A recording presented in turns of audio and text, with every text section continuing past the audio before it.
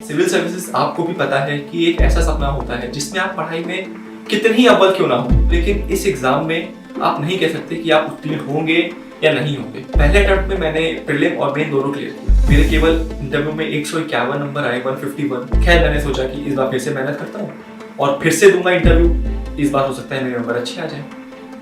मैंने फिर से प्रीलिम निकाला, फिर से मेंस निकाला और फिर मैं इस बार इंटरव्यू देने पहुंचा। मुझे लग रहा था कि पता नहीं इस बार नंबर आएंगे क्योंकि फिर से सेम बोर्ड था। लेकिन आपको पता है क्या हुआ? लाइफ में एक बार फेल होने के जाने के बाद बहुत फर्क नहीं पड़ता। 2 बार फेल हो जाने के बाद थोड़ी हिम्मत टूट जाती है। 3 बार फेल होने के बाद हिम्मत और ज्यादा टूट जाती है। और अगर आदमी बार बार फेल होता है तो उसका हौसला बहुत ज्यादा टूट जाता है। नमस्कार दोस्तों, मेरा नाम शक्ति मोहन अवस्थी है और मैं उत्तर प्रदेश कैडर का आईपीएस प्रोबेशनर हूं। आज आपके सामने वो आईपीएस खड़ा है जिसने तमाम फेलियर्स के बाद आज सक्सेस पाई है। तो इस कहानी की शुरुआत होती है उत्तर प्रदेश के गोला गोकर्ण नाथ से। ये एक छोटी सी तहसील है लखीमपुर खीरी जिले की।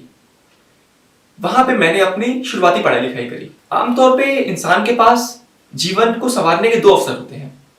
एक 12वीं के बाद कि अब वो अच्छे कॉलेज में चला जाए और उसको वहां से अच्छी नौकरी मिल जाए और आगे के जीवन आरामदायक हो जाए, या फिर कॉलेज खत्म होने के बाद जब एक अच्छा परीक्षा को पास करे और फिर उसको अच्छी नौकरी मिले और फिर उसकी जीवन सफल हो जाए।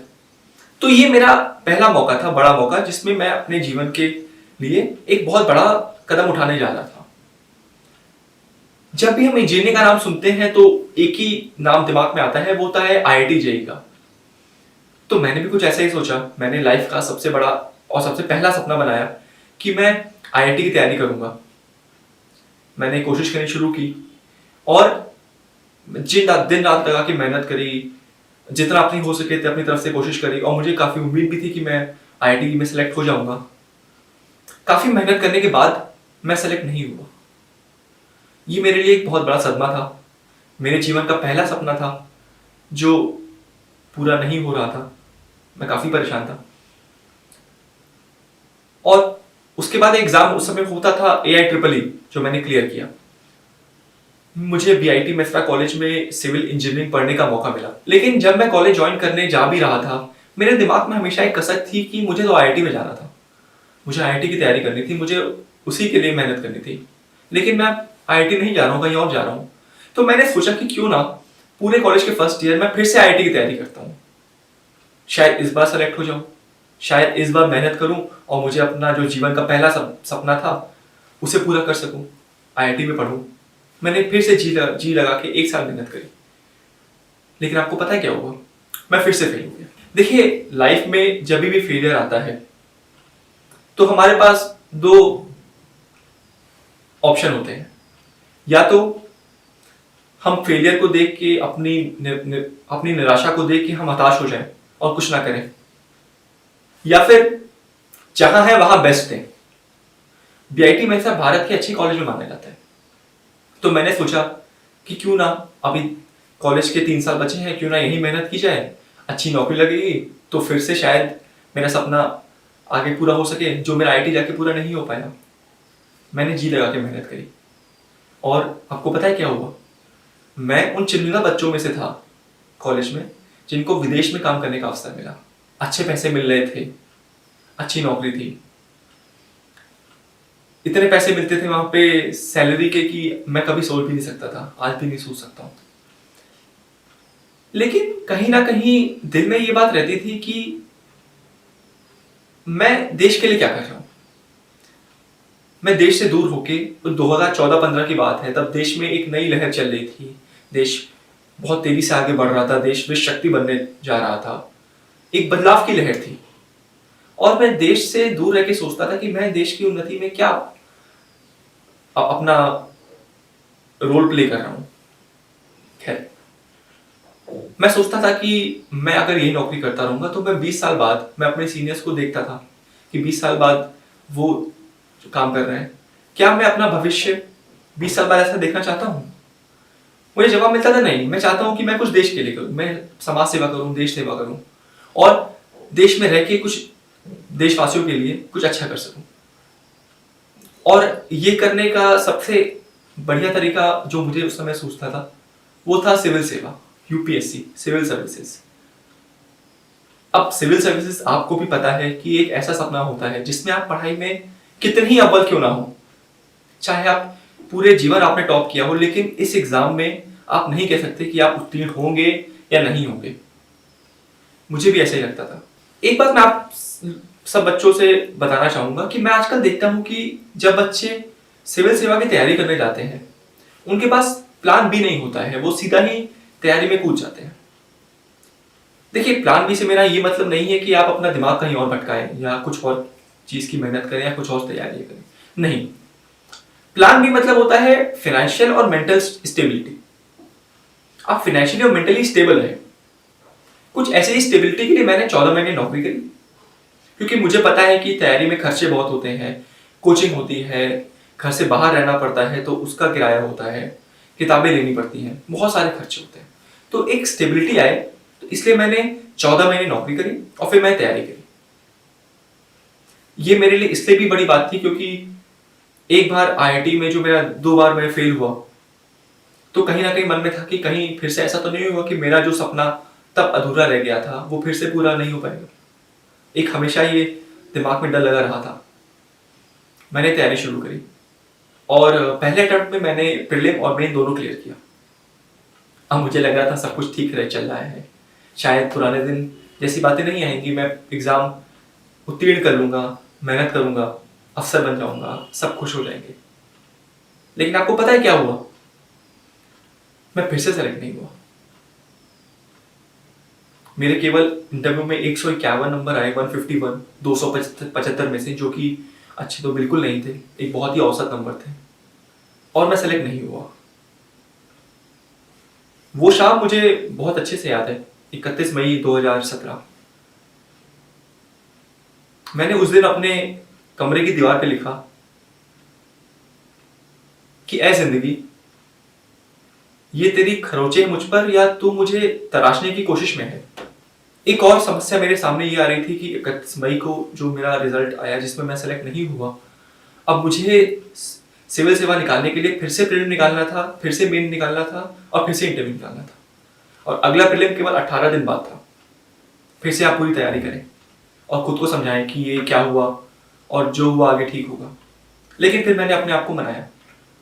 मैंने बोला कि जब मैं सोच के भी आया था, जब शक्ति तुम सोच के आए थे कि इस एग्जाम में अनिश्चितताएं बहुत ज्यादा है, एक रिस्क तो हमेशा था ही तैयारी करने के पहले भी, तो अब उस रिस्क को समझो, अनिश्चितताओं से जूझो और फिर से मेहनत करो, फिर से एग्जाम को निकालो। मैंने फिर से तैयारी शुरू करी। 18 जून को अगला प्रीलिम था, लेकिन इस बार मैंने एक चीज और करी। मैंने अपनी हर दीवार पे अपने नंबर जो आए थे और जो टॉपर्स के नंबर थे वो सब दीवार पे लिख दी, ताकि मुझे सुबह शाम ये दिखता रहे कि मेरे कहाँ पे कितने नंबर कम रह गए और मैं कितनी मेहनत कर सकता हूँ।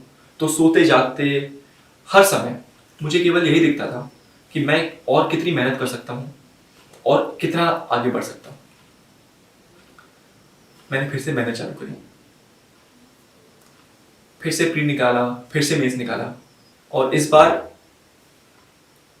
2015 से 2018 की मेहनत के बाद मैं सेलेक्ट हुआ और मुझे Indian revenue service, income tax, IRS, IT मिली।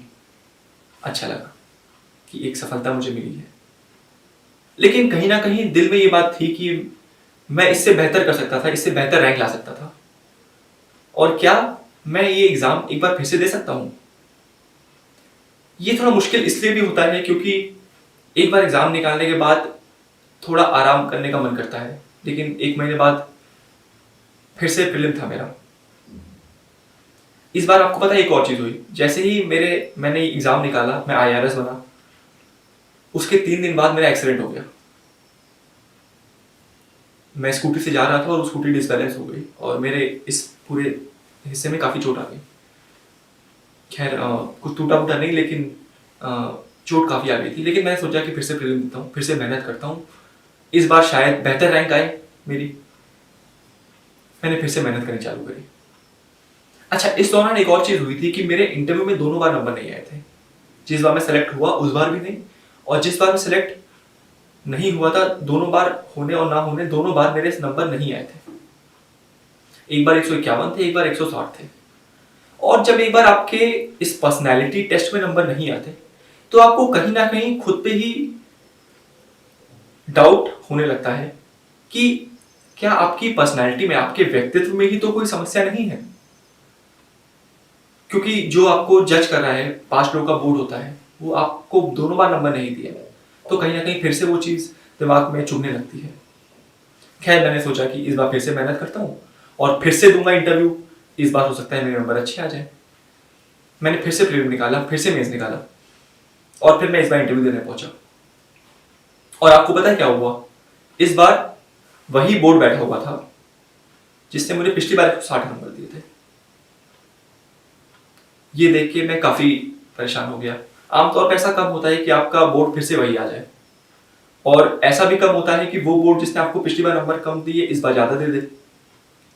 क्योंकि पर्सनैलिटी जो जजमेंट होता है, एक साल में कोई पर्सनैलिटी में बहुत बड़ा बदलाव भी नहीं आ जाता, ऐसा हमको खुद लगता है। मैं फिर से डर गया।